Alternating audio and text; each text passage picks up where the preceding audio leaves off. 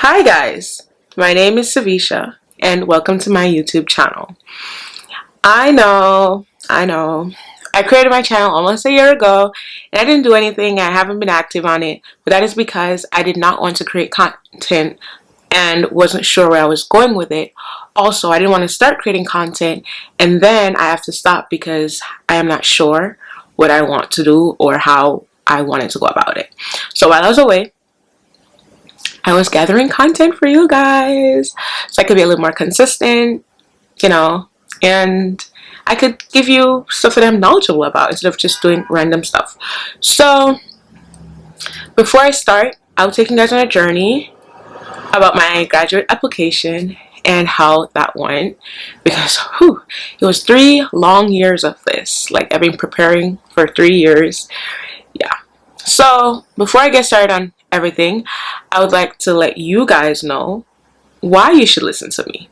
So here's a few background information on me. I majored in mass communication in my undergrad, where I did journalism and advertising, and I have an English minor. So most of this will be communications related. I'm currently in graduate school, which I started like a month and a half ago, majoring in public relations and corporate communications. So excited. So a disclaimer before I start is that I will be speaking from my journey, from my experience. Therefore, this may not be applicable to everyone, and that is okay. But just take what resonates with you, and if I help you, I help you. If I don't, I'm really sorry that I could not help. So first, I'll talk about the preparation process.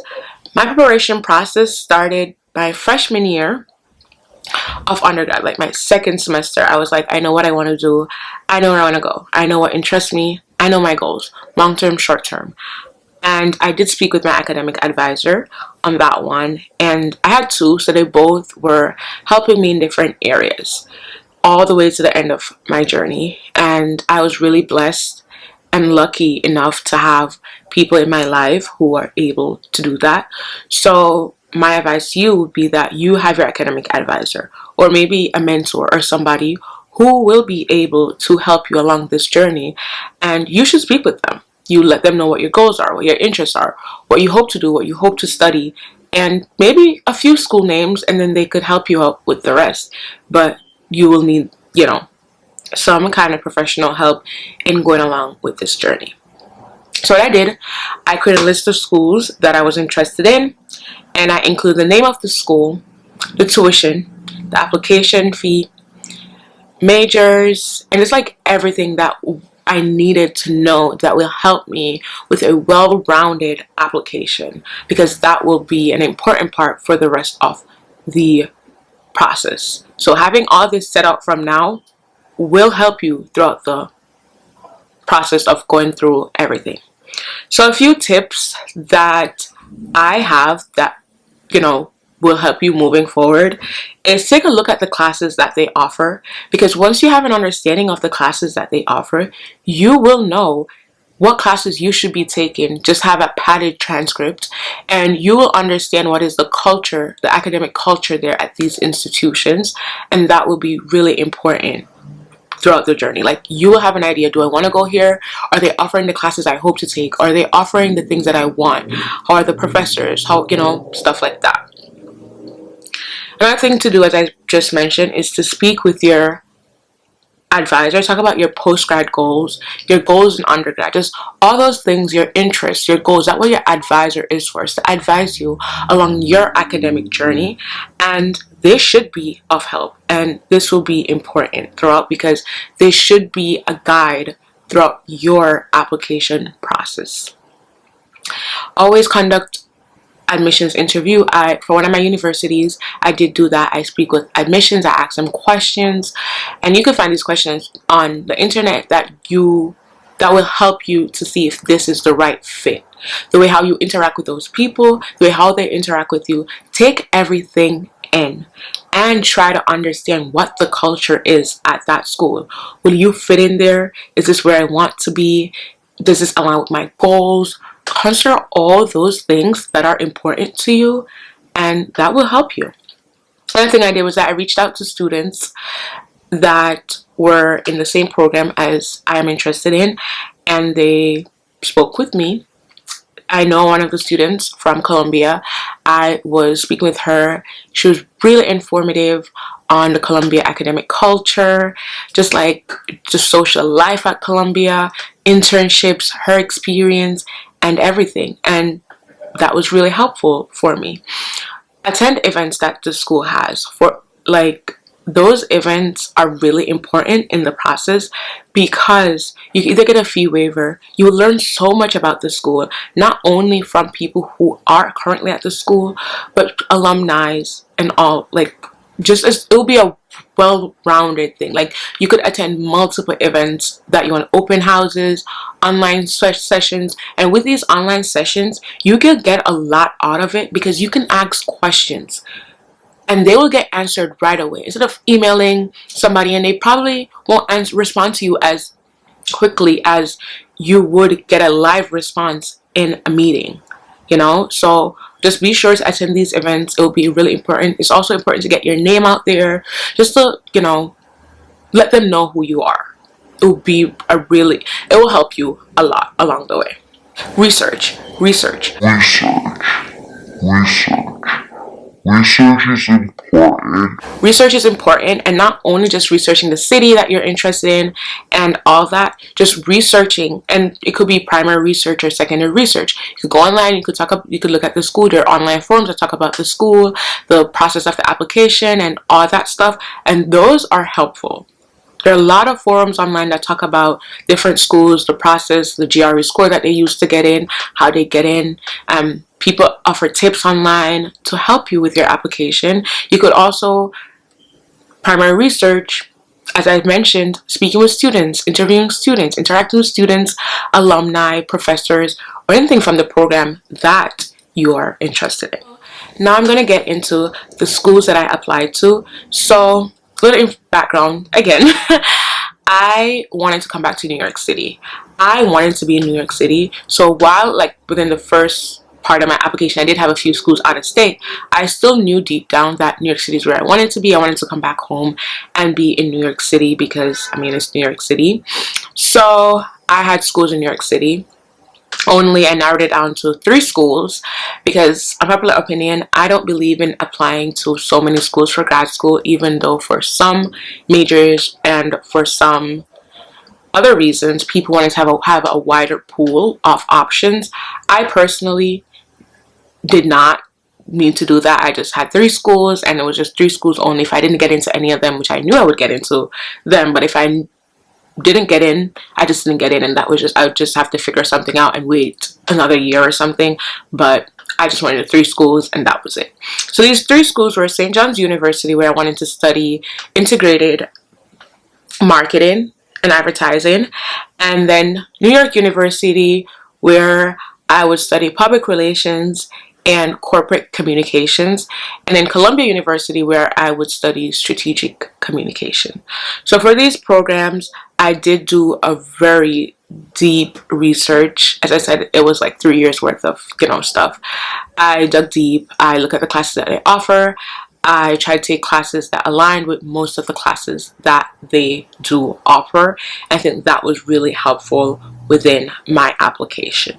After the list of schools, there will be requirements. So I'm going to give you guys a list of requirements that you will need throughout this process. Transcripts. So as I said, if you look at the classes that they offer, you will be able to take some of these courses in your undergrad if your undergraduate program offers these courses. And lucky for me, my undergraduate program did offer most of the courses that these schools were offering. So when you have these classes on your transcript, it will show how knowledgeable you are about the program and just the industry that you're trying to get into, because they will see that you have gained experience in the academic world and maybe outside of the academic world, and they'll be like, oh, this person is a good candidate because your whatever you have aligns with the school's values and other parts of their academic journey in that school. So you have to make sure that the school has to make sure that you're a right fit, and you have to make sure that you are a right fit for that school. And one of the ways to do so is by taking some of those courses. So I've been told that GPA does not matter. Personally, I don't know, because I feel like I've always had really great GPAs throughout my life. But I will say for the schools I've applied to, the minimum GPA to get in was a 3.0. Yeah, pretty basic and average in my opinion. That is a attainable GPA for many students, and that was really good.